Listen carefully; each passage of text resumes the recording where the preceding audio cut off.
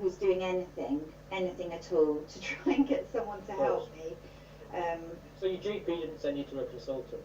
So no. you didn't do the basic observations at the time. You didn't check your blood pressure, your heart rate, your respiratory rate, your neurological status. That wasn't done at the time. And then you weren't, when you complained about these symptoms, you weren't referred to a hospital specialist for an assessment?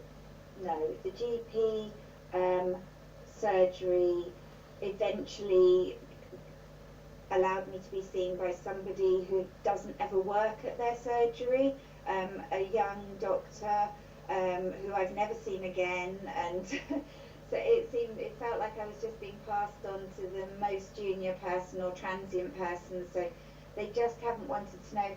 And I'll give you an example. I was in the GP's this week, banging my head against the brick wall again, and I said that my immunologist had said I should have a booster, and I said, could I have that done here in the surgery? And the GP said, no, really, that's just for older people in the community, you know. And I said, but so he said, you can go to a vaccination hub. And I said, but I said, and this was after a conversation that was really going badly wrong, you know, in other words, I wasn't getting any help. And I said to him, but you can't have it both ways. You're telling me I'm clinically vulnerable and I've got to get a booster, and I'm so vulnerable, which I don't feel. Well, I feel it from my adverse reaction, but otherwise I didn't. But you won't let me come to my local surgery where it's better. Something goes wrong, you can monitor me. Medical supervision, yeah, rather than me drive myself somewhere, where, because, you know, there's, well, I'd have to get somebody to drive me or something, but, you know, it's just upside down thinking. I don't understand it at all. I mean, everything they do, every single thing the GP surgery has done, when I've booked blood tests, I turn up, this has happened twice now since the vaccination, no record of the appointment. And so I stand there and put my foot. It's very hard to think it's not intentional. I can't quite believe it could be intentional. But today I went in again, and I checked with the nurse, and I said, you are checking for immunoglobulin subsets, aren't you? Because I said, we're trying to establish that I'm not clinically vulnerable. And I said, and if they're normal, I don't see how anyone can say I'm clinically vulnerable. And she said, oh no, that's not on there. And that was left off last time on the 8th of November, so not long ago. It got forgotten last time, so we rebooked, you know, my insistence to have them done this time. And they were doing albumin. What's that for? Albumin's the protein in the blood. Right. It's what makes the blood. It's what carries medicine. It's what carries drugs in the blood, and it's also what sucks the water back in from the tissue fluids. Right. So it's the amount of protein. They refuse. I've said time and again, after I spoke to you, I said, please, can I see a cardiologist? I have these racing feelings. I wear a fitness tracker, and I'm kind of used to, you know, what that would be at. And the one thing I've noticed, unlike Kyle, who would be really onto his, whereas really I use mine for steps, you know, just to try and make sure I achieve minimum steps to kind of keep healthy-ish. What I have noticed is, if I go upstairs here, it would go really very high, you know, which I think is very strange in a short space of time, given that I used to do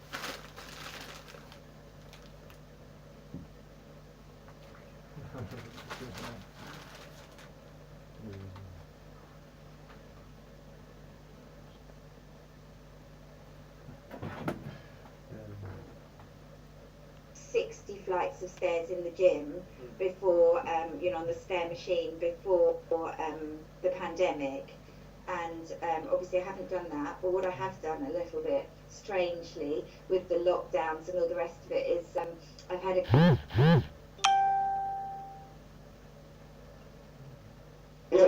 We're back. yeah. Yeah, sorry, carry on. It was just a flick off the internet. Yeah, sorry, carry on. No, I had a goal of 30 flights of stairs a day. So what I'm saying is, it's not as though you could say, oh well, perhaps you're just noticing because you're going upstairs, but it's one of the little fitness things we've done in the home gym, if you like, of the house, consistently. And so I have noticed swings in my pulse, you know, and It goes up to a very high rate, Nick, does it? Well, I wouldn't know a high rate from a low rate, unlike Kyle, you know, who knows, I see. you know, fitness stuff. But for me, it seems to go in one flight of stairs, which is about 12 stairs. It'll go up to 125. Does that sound a lot? It's much higher than you would expect for your level of fitness. Yeah, absolutely. whereas in the gym, when I used to do my 60 flights, which was a killer, you know, constant like this on the machine, I used to stop.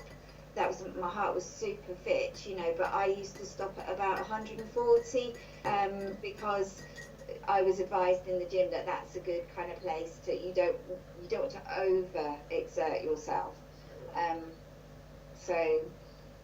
So you've lost your exercise tolerance there, your heart rate's going up disproportionately to the activity you're undertaking. Exactly right. So in fact, I would say, as a self-preservation sort of feeling inside me, I feel I have no ability to exercise at all. And because I used to run as well, and I don't feel that it would be safe. When I walk up a hill, I'm clutching at my chest, you know, the pain, and then I stop and I have to go. I just make this up, you know, but I'm a great believer in instinct in your body and things, and I just go, you know, and that's what I feel I have to do, and I just until the pain subsides. So you get pain when you walk, when you start exercising, you get pain. Where do you get the pain, Nick? There. Right. So the left side of your chest. Yeah. And what sort of pain is it? Is it like a gripping pain, or is it sharp pain, or? That is sort of sharpish, but it's not like these little pinches that I get now. But it's sort of sharpish, but it's a frightening pain. It's a pain that makes you stop and think that's not right. That's all I can say. I've never had a heart issue in my life, and it's a frightening pain. You just know it's wrong. Yeah, I mean, this merits a cardiological assessment straight away, doesn't it? John, you should see a cardiologist straight away. I've never been a hypochondriac. I've never No. imagined life is too busy, and Yes. I'm really, really lucky. I've cried a lot since all this happened because Sure. of the torment Sure. of medical people not wanting to help. You know, Sure. the absolute torment of it, and the frustration and the fear that there's something wrong with me and nothing's being done. And I've also felt, so I feel quite ashamed, and I'll try not to be emotional. It's fine. It's fine. Though. Sorry. No, it's okay. Sorry to put you through this. Sorry. No, I'm just thinking about Kyle. I've also felt, and I feel guilty about this, but sorry. I felt quite envious of all these people that you talk to who at least are getting the tests and the help, because I don't know, certainly my GP surgery, it's been an absolute turning their back. They do not want to know.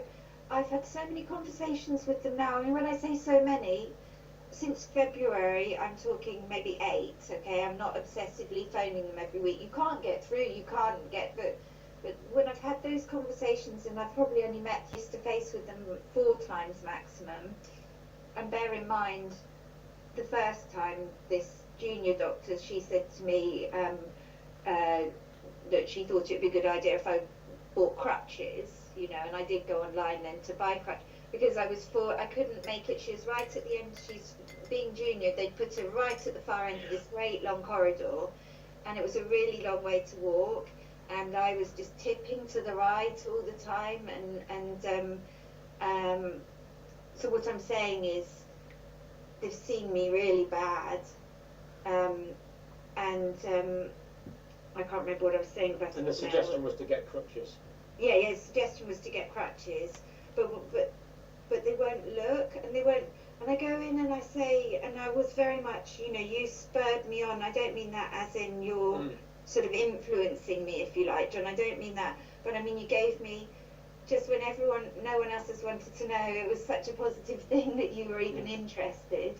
And sorry. I mean, to me, these are red flag symptoms. You know, you know, I worked after I retired from academia. I was a staff nurse for 3 years on a part-time on an accidents and emergency department, and if a patient said to me, I've got left-sided chest pain that comes on when I exercise, and I've got pain now, I would go and get a consultant straight away.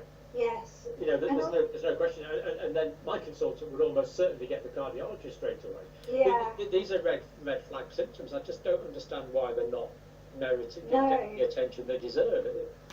These need an immediate specialist diagnosis.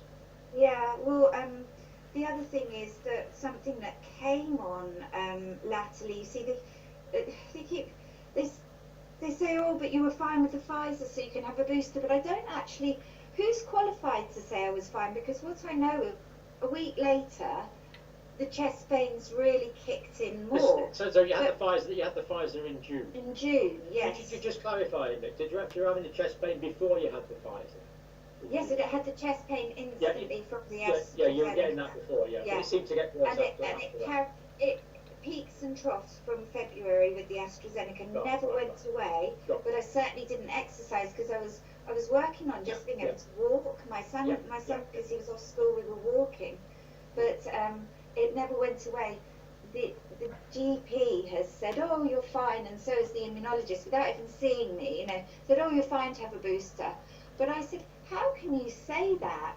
How can you know it's safe for me? And I said to the immunologist, because he's in London, I said, you haven't even seen me for 2 years, you know? Because prior to the pandemic, they used to insist, which I was, you know, a little bit baffled by, they used to insist they had to take all my bloods, my immunoglobulins, lymphocyte subsets, everything at King's, every 6 weeks. And I was trekking up and down there every 3 weeks for 6 or 7 years, okay? Pandemic came, suddenly, no, it's not important, we don't need to see, which has been many people's experience, more or less, hasn't it? If you've got something a sort of ongoing something that they think needs to be monitored, and then all the hospitals closed down. But I've actually been fine, and I haven't had any intervention, you know, medically or anything, and I've been okay. And I believe I've had COVID at least once right at the beginning, or maybe twice. And I also had the toes, John, because I phoned up my GP in March 2020 and said, I don't know why, but my toes gone. Yeah. So you know, I really think, and I'd had it prior to that, so I think that's why I only had the toes and a headache. But we didn't know about that then. It was just an odd thing.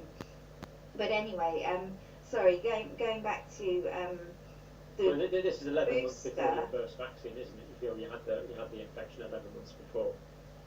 Yeah, and then yeah, 11 months before, and also even before they even really say it was in this country, because I was hospitalised with not being able to breathe, you know, with low oxygen, and it was a really strange illness, and a lot of people around were strangely unwell, which looking back it looks, and then I had the long... I mean, March from my memory is quite a feasible time to have had it. Oh no! Prior to March, it was September. But I looked on a proper legit website, and there was a SARS. There was an unknown SARS COVID thing in Ashford in Kent, which is at the time, you know, where we were sort of having a lot to do with. I mean, the full history of this is not written, Nick. That's for sure. It's not. There's a lot we don't know, certainly. Yeah. Have you ever had blood tests to determine whether you actually did have COVID? Have you ever had the antibody tests? No, but when the first GP gave me my AstraZeneca vaccination, he said to me, don't know why I'm doing this, because you probably won't make any antibodies anyway, meaning because of my low immunity, because I generally have a suboptimal response to vaccines. However, the thinking was that you might as well, it's safe, and you might as well go for it anyway, because you might make a few. So I was perfectly happy on that basis. I paid for an antibody test in it was the end of March, so it was halfway through February when I had my vaccination, so it was a good time period for me to have made antibodies. And I had made some antibodies to the AstraZeneca. To the vaccine, I'm presuming it was to the vaccine.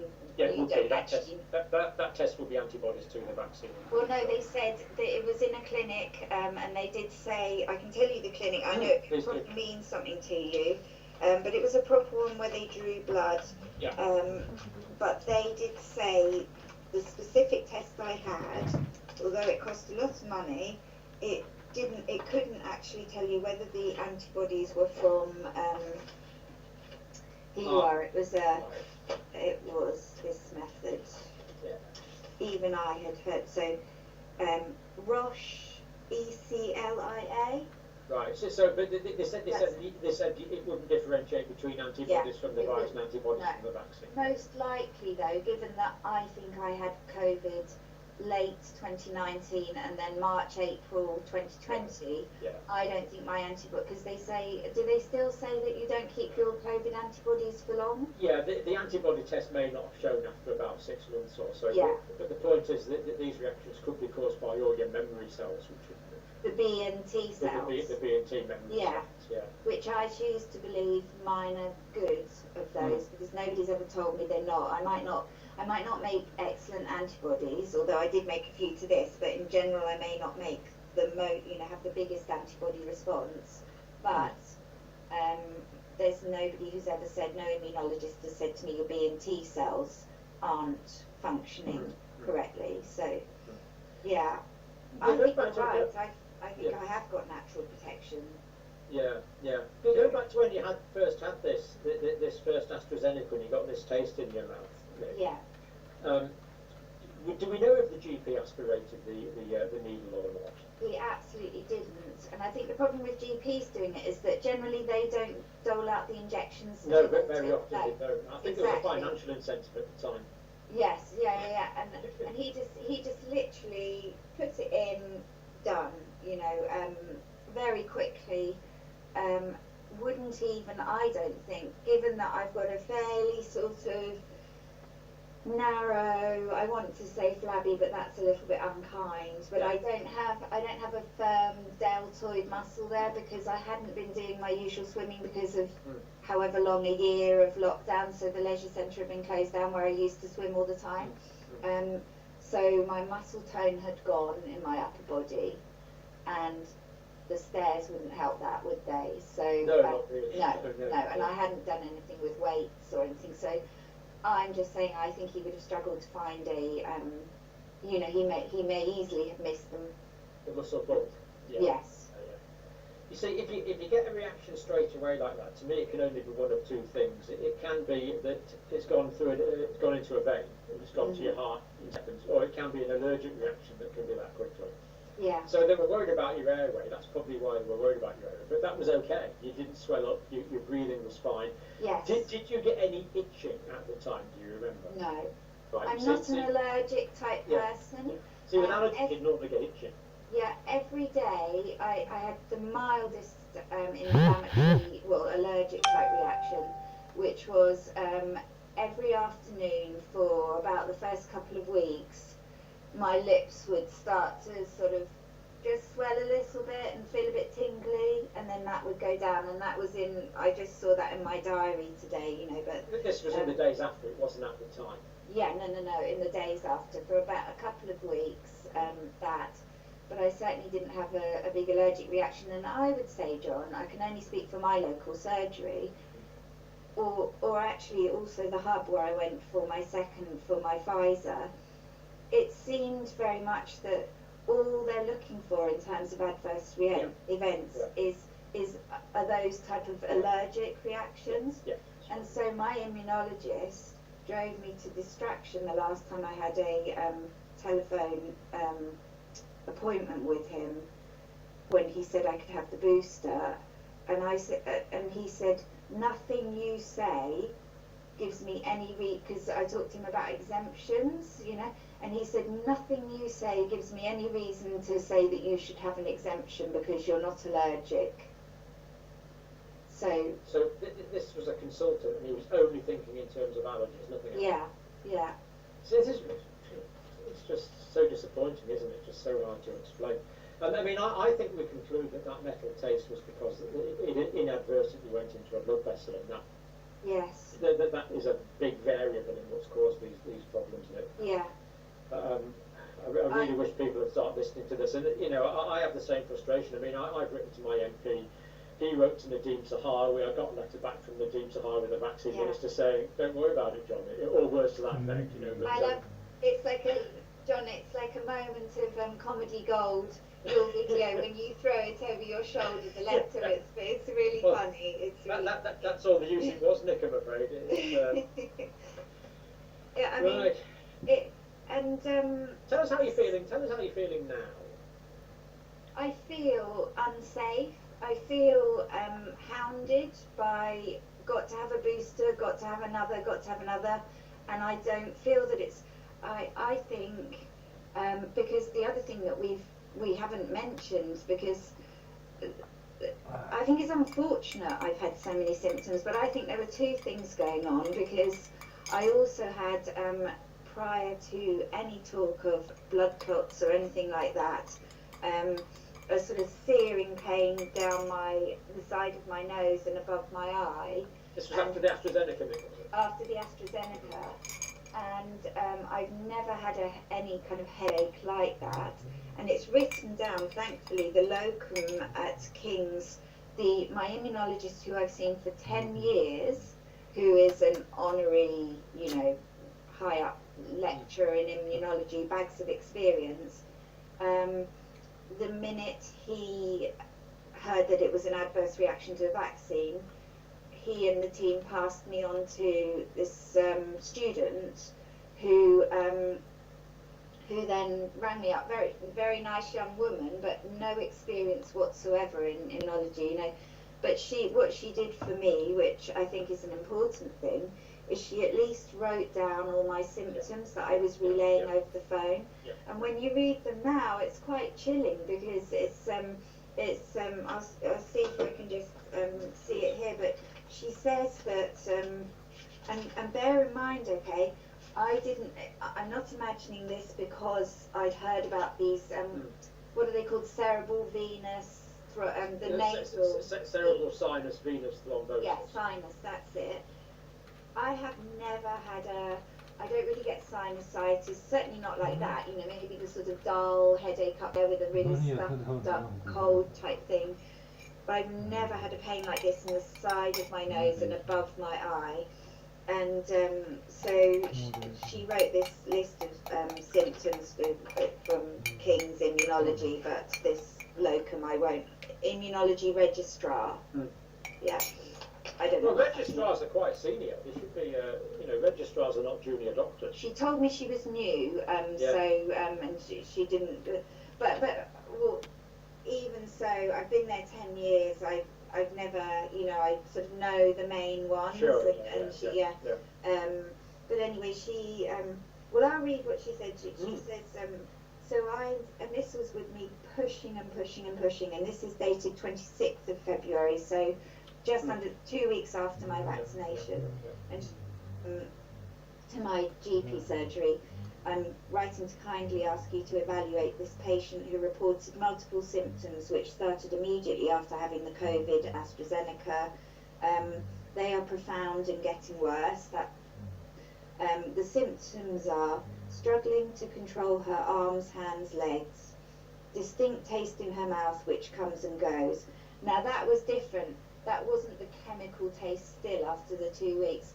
That was a kind of sweet taste that I had developed, which sometimes I still get. It comes back again, less and less.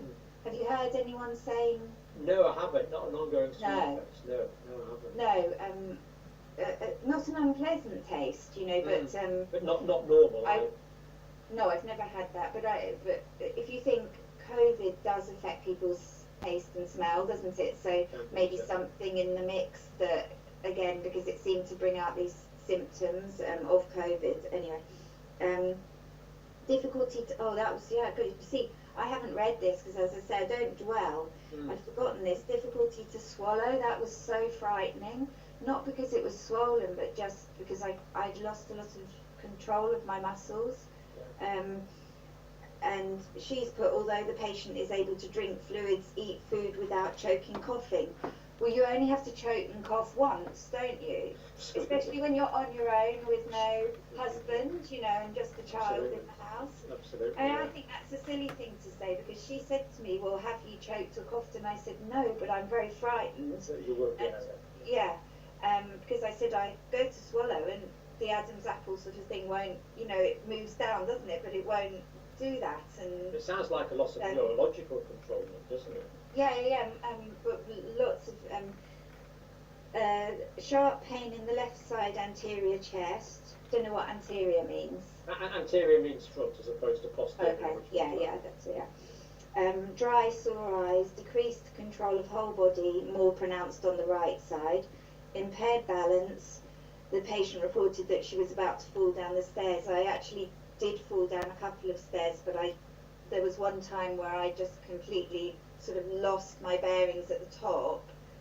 And I've lived here 10 years. I'm very familiar. I wasn't moving fast either, but I just saved myself from falling down the whole flight of stairs. Headache, complaint of clumsiness, kept bumping into furniture. I've forgotten all this, John, you see. So my motor skills have improved with work, just with keep trying.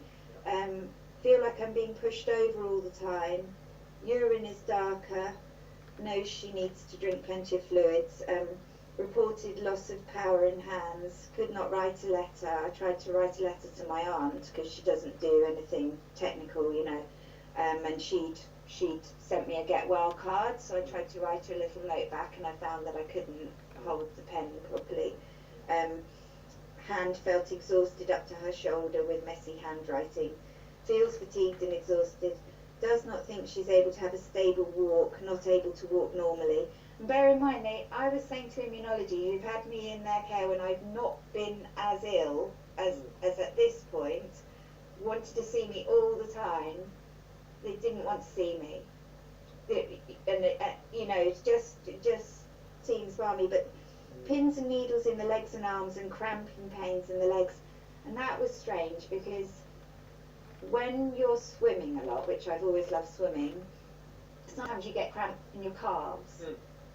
But this was a new cramp to me of cramping in my thighs. I've never had that in my life, and jumping of my muscles in my thighs, particularly on the right hand side. That was a horrible cramp, and it kept happening, and bouncing, jumping muscles in my body for no reason, you know, but particularly... Did your muscles feel like they were kind of flickering on and off sometimes? Yes, well, when I would lie down at night, I was listening to someone else actually. Do you know Dr. Mobeen? Yes. Yeah. I watch a number of his videos. Sorry, John. No, it's fine. But he interviewed someone actually who had the tinnitus, which I would say to you I didn't have. Yeah. However, what I had was just this. Again, it's like a bit. It's probably not very helpful to a clinician like yourself to say this, but when I would lie down in a quiet room at night, my whole body felt like it was going, you know, just the whole length of my body, my arms, my everything buzzing, everything. And I'm not, in the first few weeks after the vaccination, I obviously didn't even think about having a drink, alcoholic drink, just because I felt so unwell. And so I just wasn't in that frame of mind, you know, I was surviving, literally on survival mode. But when I first, I like a glass of wine at the weekend. Yeah, we all do. And when, no, but I really am not a big drinker, but I do like a glass of wine at the weekend.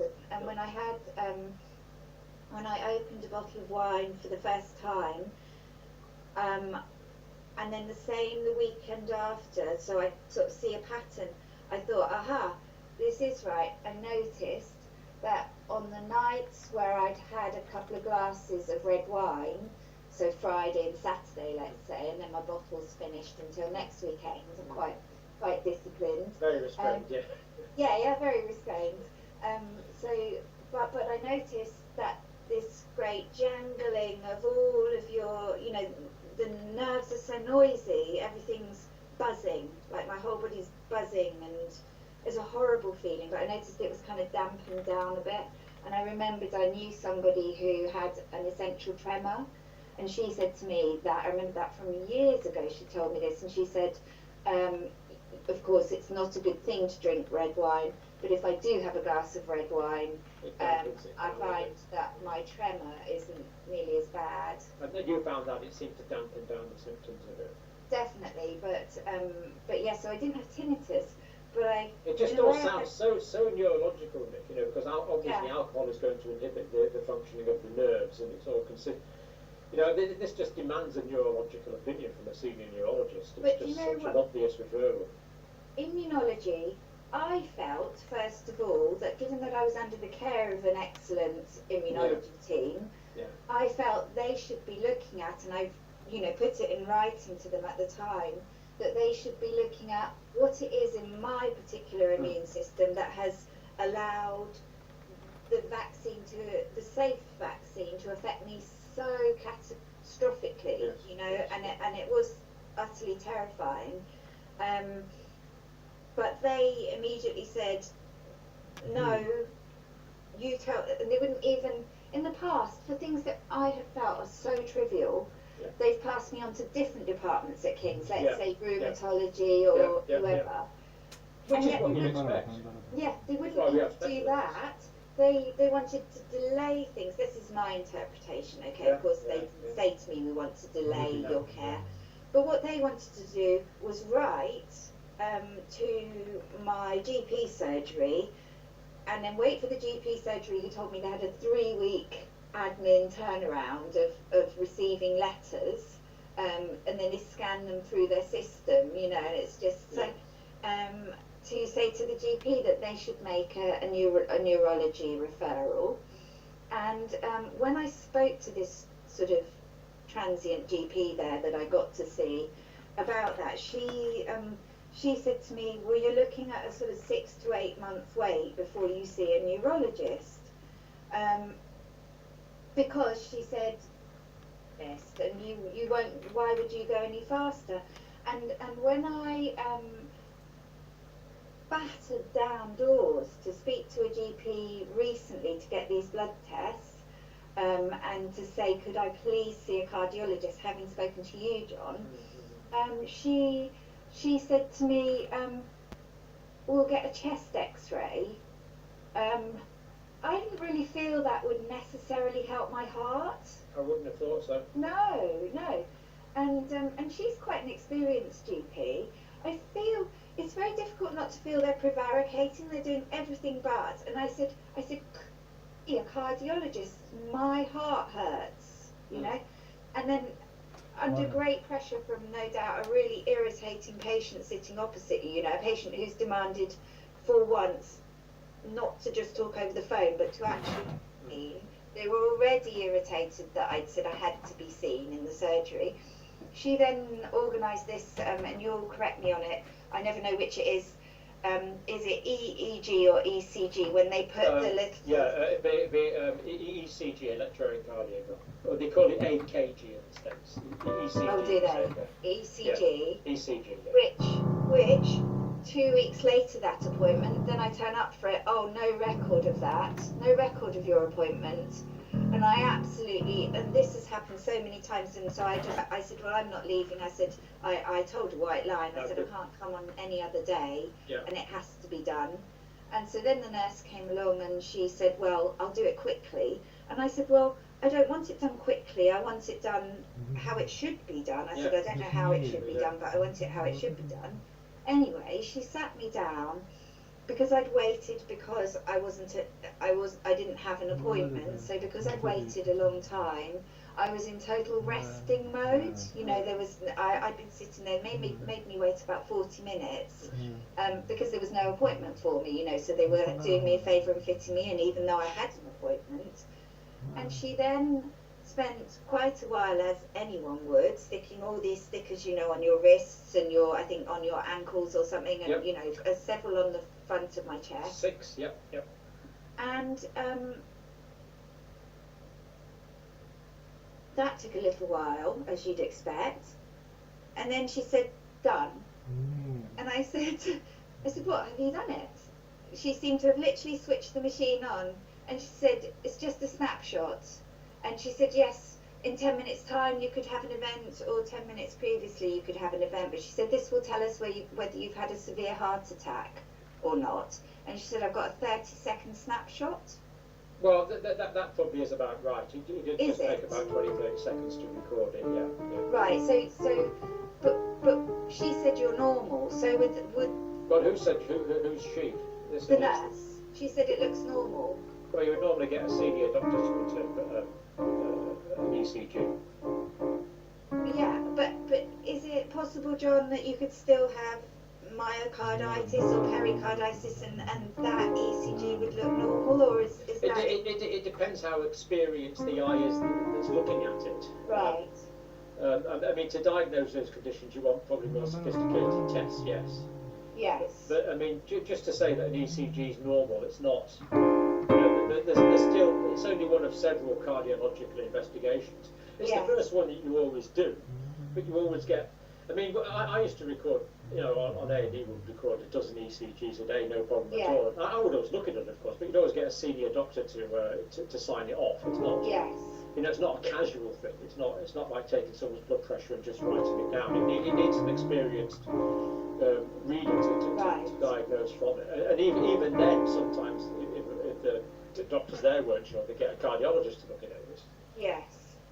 Well, she said that looks normal. Those were her words. She said that looks normal, and then my feeling is that looks normal is the end of it.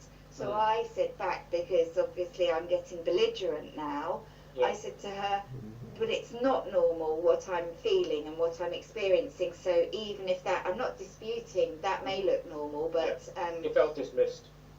Well, yes, absolutely, and I don't know why that. I feel that it's going to be left so long that the next thing I'll be told when I eventually see someone is, oh, you've developed this recently, you know. But the only thing I've got in my defence there is that I've consistently Documented. had. Yeah, I mean, you know, it's really not. Yeah, it's very difficult to feel that it's very difficult. It would be easy to just put your head down and walk away and go, okay, then I'm imagining it, you know.